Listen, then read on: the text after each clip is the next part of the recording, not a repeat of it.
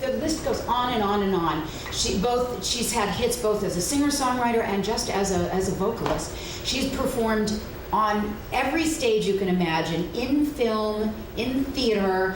I remember when she did her show at Primary Stages, and we can talk about her theater career a little later, but ladies and gentlemen, without further ado, please welcome with great appreciation and gratitude to Melissa Manchester.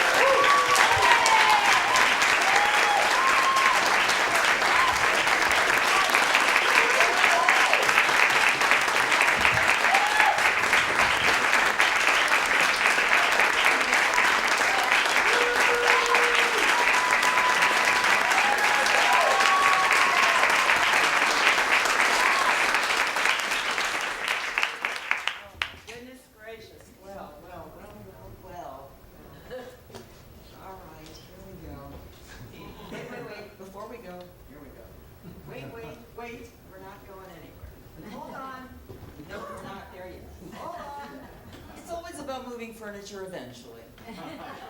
Not to worry. We're getting there soon. Okay, here we go.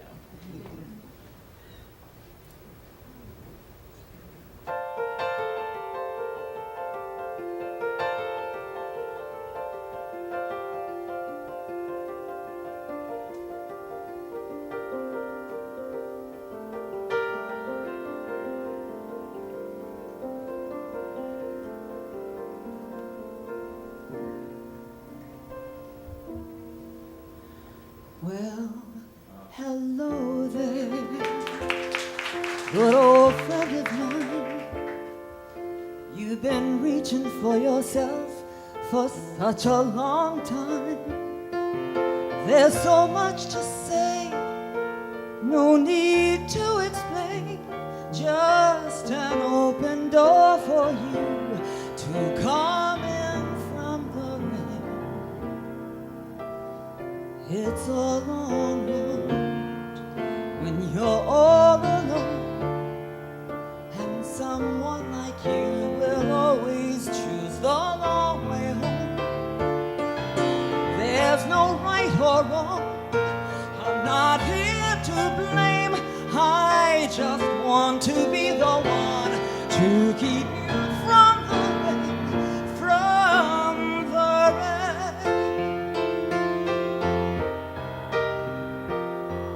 And it looks like sunny skies. Now that I know you're all right, time has left us older and wiser. I know I am.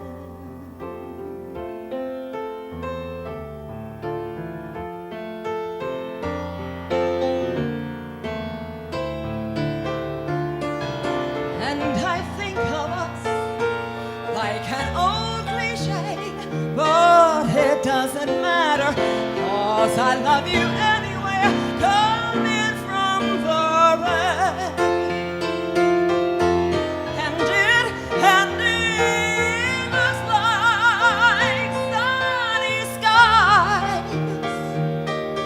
Now that I know you're alright, more than alright, time has left us older, older but wiser. I know I am. I know I am.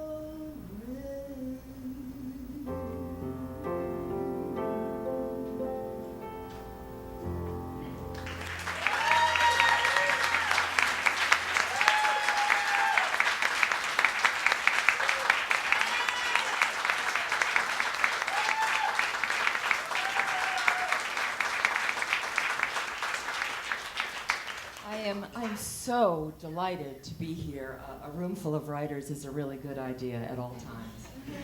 Thank you, Jamie, for inviting me. My goodness, Mr. Bennett, holy Toledo, I can't even believe that. And all of my magnificent colleagues. It's lovely to be a part of this afternoon. It's funny, I don't consider myself a West Coast writer, unless you insist, but I grew up in the Bronx and on 88th and Broadway.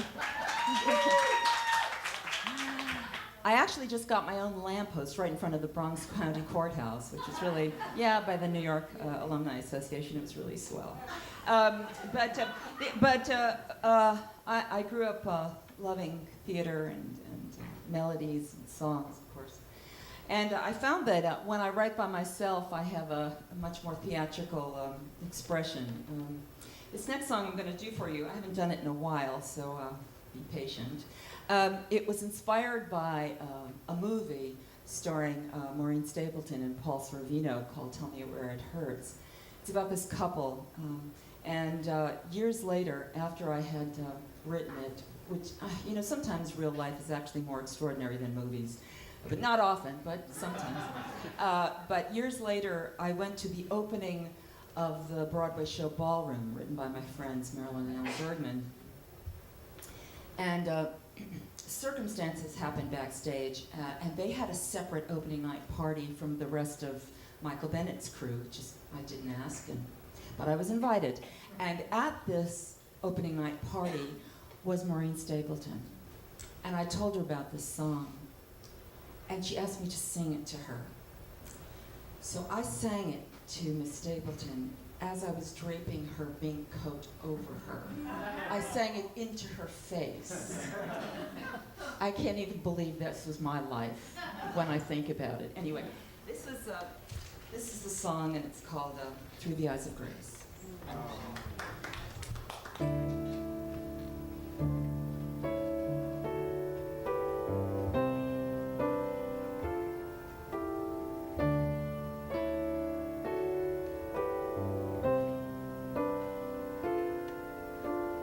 Grace and John are in their morning places.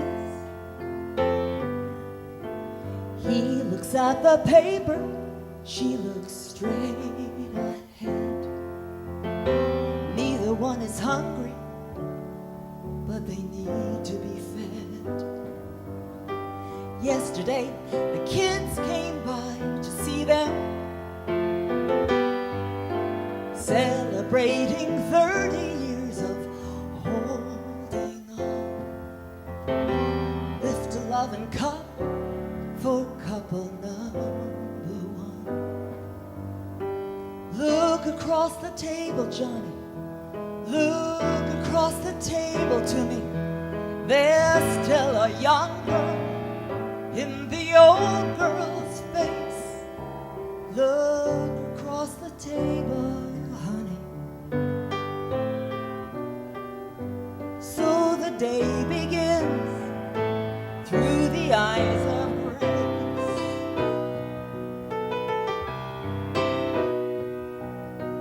Late at night, when she can hear him sleeping, reaching in the darkness for a dream or two.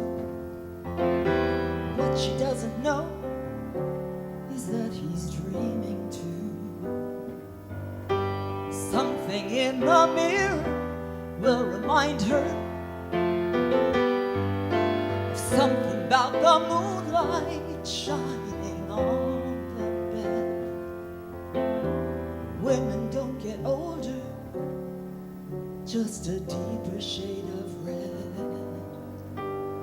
Look across the table, Johnny. Look across the table to me. There's still a young girl in the old girl's face. Look across the table, honey. So the day begins through the eyes of grace.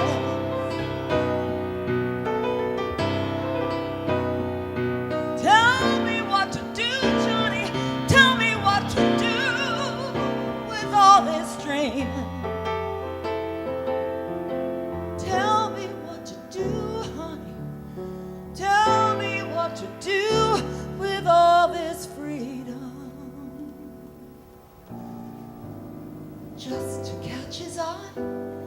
when she's not looking,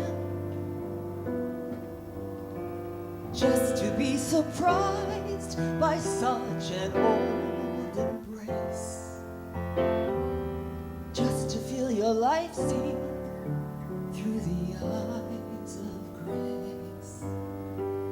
Look across the table, Johnny, look across the table to me.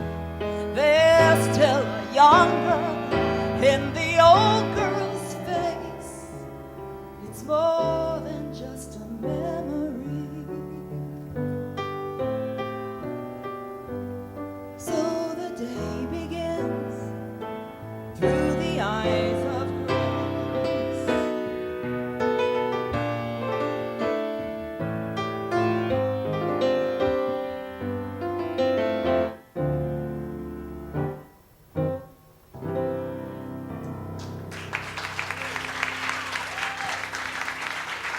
Thank you very much. Wow. Oh, how beautiful. Wow. Well, you do live on the West Coast now, though. I know. It's funny. I remember the days of seeing you with the Harlettes. I mean, how did Reno Sweeney. At Reno Sweeney, Oh, and my seeing God. you yourself at Reno Sweeney. Yeah. Those must have been the days. I mean, the days of Peter Allen. Yes. And tell us about your. Well, first of all, you come from a very, very musical family. I do. My father was a bassoonist with the Metropolitan Opera. He was second bassoonist, and for about 30 years.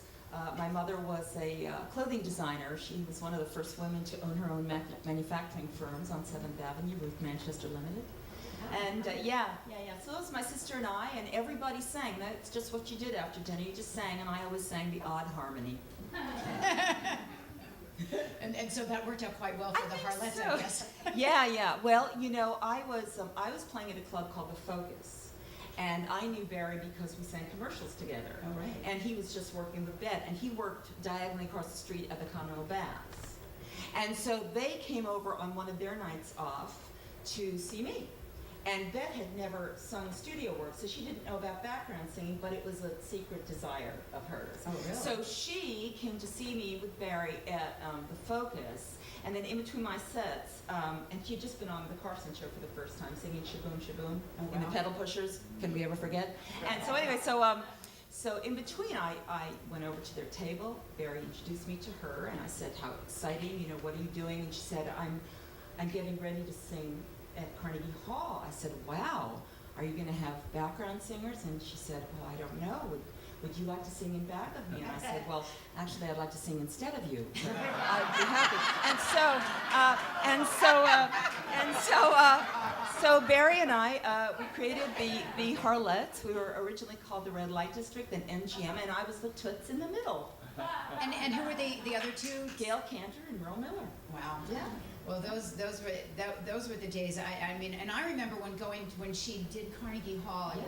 At one point, and she let Barry sing a couple of songs in the middle, and I had walked into a rehearsal one day, and he's sitting with Adrian Arts, who I went to college with, and I didn't even know they knew each other, and they said, "Do you mind if we play you a song we just wrote?" And they played "Could It Be Magic?" I mean, these were magical days. How did you get together with Peter Allen to write? And Well, you know, Peter wrote with Carol Sager, and I wrote with Carol Sager. And it was just like a revolving door. We were just busy writing all the time. I would go from my tiny little apartment to Carol's, and that's all we did. Every day we just wrote. Wow. Yeah. And so, when you were growing up as songwriters, who were some of your influences? Well, you know, my influences were Rodgers and Hammerstein and Hart and Cole Porter. But then when I became a teenager, the Beatles and Laura Nyro and Joni Mitchell. And then I had the opportunity when I was 17 to be accepted into a class of songwriting and record production by Paul Simon. And it was amazing. It was the most amazing class. He auditioned everybody, and he auditioned me and he said, "You've been listening to Laura Nyro a lot, right?" I said, "Yes." He said, "You need to stop now." Oh, how interesting. Great, yeah. Now, you wrote a musical, and it was done at Primary Stages called I Sent a Letter to My Love with Jeffrey Sweet. Yes. Now, how did that all come into your life? Well, Jeffrey was my college friend, and he always thought that I write sort of theatrically. And he had come across this novel, which had been turned into a play, and we started working on it. And then it was done at Primary Stages, and then it had a beautiful production at North Shore Theater. So yes, it's beautiful. Wow. Well, I don't want to forget this, so I had to. This is almost like the history of the production of CDs and what have we come through, because I am your representative from the age of vinyl, by the way. You know. Yeah. No, I know. this is so great. I know.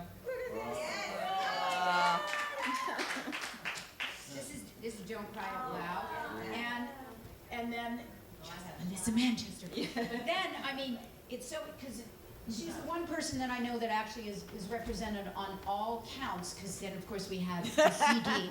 I don't have any 8 tracks, I'm sorry. But you can take Melissa home with you afterwards, because we have both Melissa Manchester, When I Look Down This Road, and we have Greatest Hits on CD, which I don't have these, so I certainly want to get these.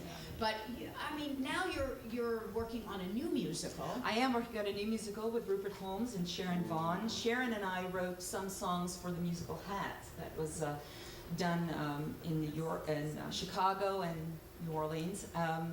And we're working on a new musical called Sweet Potato Queens. And but I've written for not only theater, but films, which is sort of like theater, for animation. I wrote 2 big assignments for Disney. The first one was with the late, great Henry Mancini for The Great Mouse Detective, which was the first animated feature where they reintroduced the use of songs into animation to help tell the story. And the last project that I worked on was Lady and the Tramp Part 2, where I wrote the full score with Norman Gimbel, which was really a lot of fun. Wow. And I know that one year for, I guess it was 79, when the year that David Shire was up for two songs that he had written, but you got to perform 2 songs that year on the Oscars. That was the first one. Yes. Kind of fun. It was amazing. Well, you've had just the most wonderful and amazing career. We've just loved watching you, and we know it keeps going on and on. She just did a gig last night in New Jersey, so we hope you come back to New York and do a very big gig, because Yes. you're very welcome here, Thank you very as much. you can tell. So we'll leave you back to the piano. Melissa you. Manchester. Thank you very much. Thank you. I'm going to do a song now from the musical I Sent a Letter to My Love, and I have the great honor of having my music played by the remarkable Shelley Markham.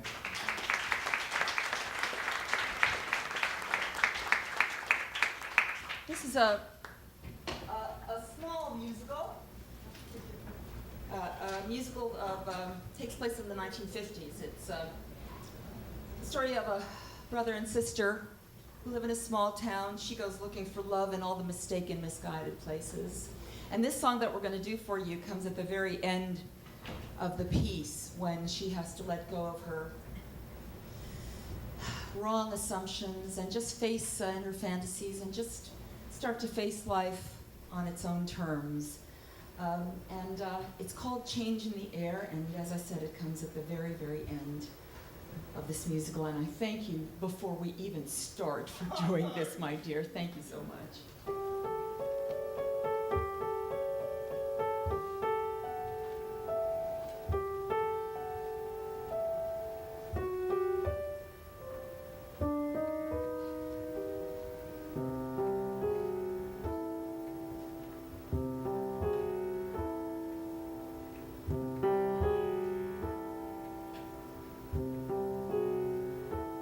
Over there, I see a leaf turning, the first leaf turning gold.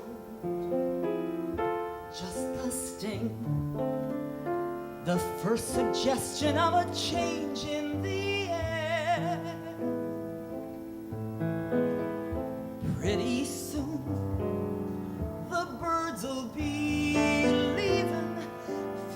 the skies flee the cold, they'll take wing.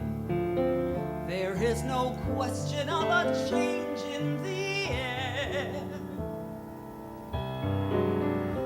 It's about time, isn't it? How does it go, that old line? Fruit can start to turn when it's left too long on the vine.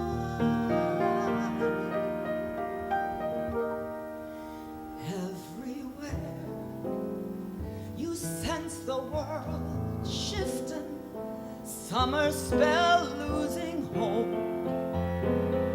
Time to sing of possibilities new and strange. I cannot wait. It's about time, isn't it? How does it go, that old line? Fruit can start to turn when it's left too long on the vine.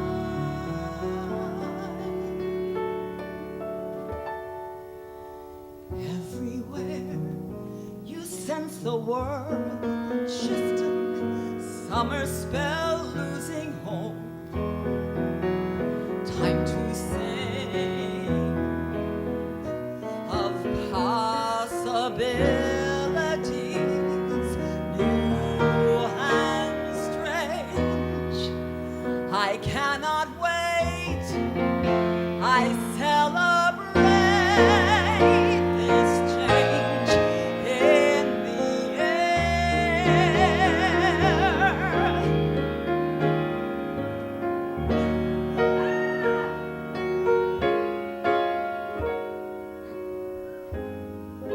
Must prepare for this welcome change in the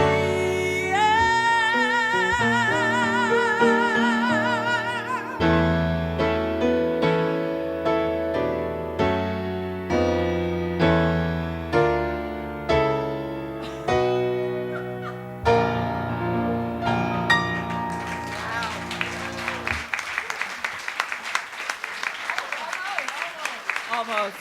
Shirley Markham.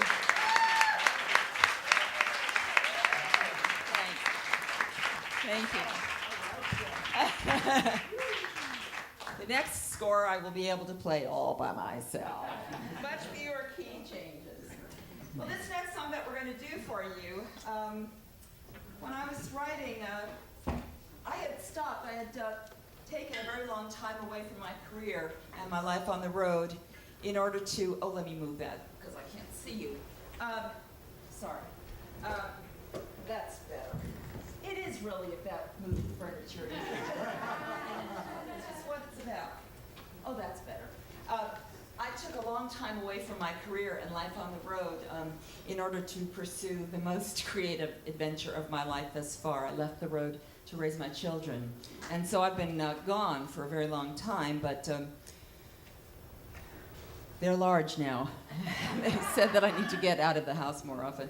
So I worked on When I Look Down That Road, which is my first album in about 10 years of original songs, and they were written with all new collaborators. And you know, as most of you know, working with a new collaborator is just like going on a blind date. It's either going to be very sweet or you pray to be run over by a truck sometime very soon. But anyway, it all worked out well. And but when I started having babies, you know, I thought, well, I should write songs for them. You know, that's what I do. I should write something for them. So I did. I wrote little ditties, little tunes for them, and I would perform them for the kids. And the general reaction was usually, So I let go of that. And on one of my trips down to Nashville, I had the opportunity to write with a new first-time collaborator by the name of Karen Taylor Good. And we wrote this song, which is the song I've been trying to write for my kids all along. And I hope it resonates for those of you who have children, or at least have the welfare of children in your hearts. It's called the Mother and Father's Prayer.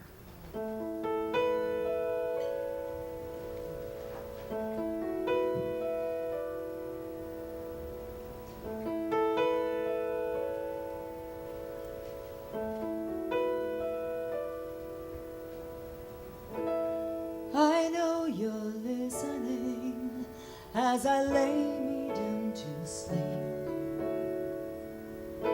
It's not for me, I ask, but my children's souls to keep. It seems the world is going crazy, and though I need to do my share, would you please take them under wing? Watch over them especially, keeping them safe from everything. This is a mother's prayer. I know you're listening in the silence of this night. The news is blistering, but I hold on to your light. And though there's darkness all around us, by my faith I know you're there. Would you please take them under wing? Lead me the... Let me do this again from the top. Let me get it right this time. Act surprised.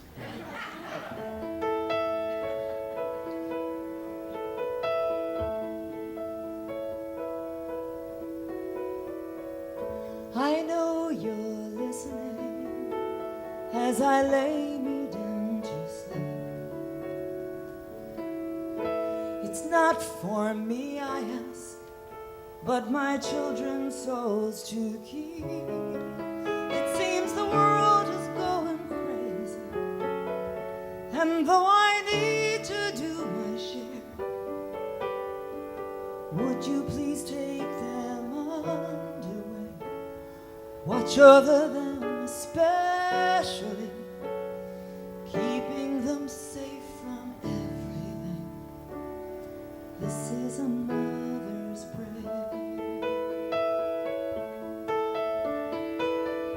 I know you're listening in the silence of this night. The news is blistering, but I hold on to your light. And though there's darkness all around us, by my faith I know you're there. Give me the strength to lead the way. Send me the words I need to say. Use me to guide them day by day. This is a mother's prayer. I know I can't do this by myself.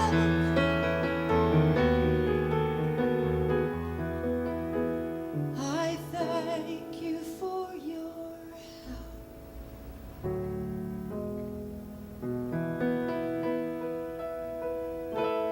I know you're listening, so I know I'm not alone.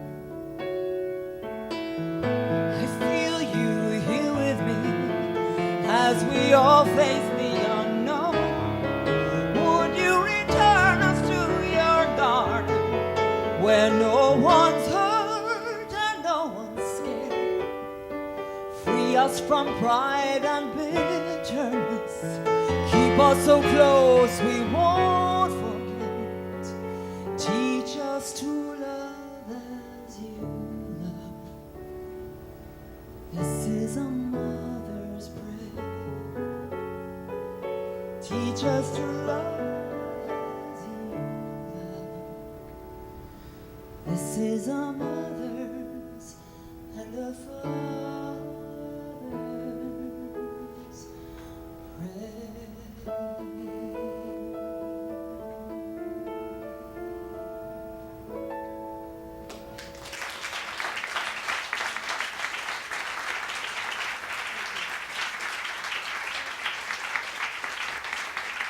Thank you very much. Thank you.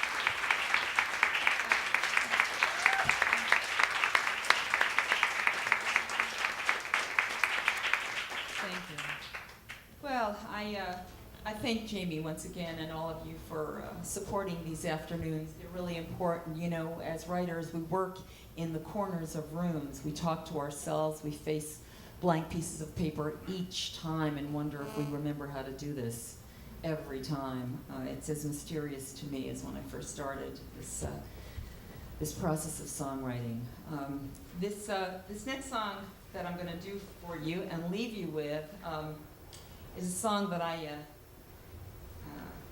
had the great good fortune to write with my friend Kenny Loggins.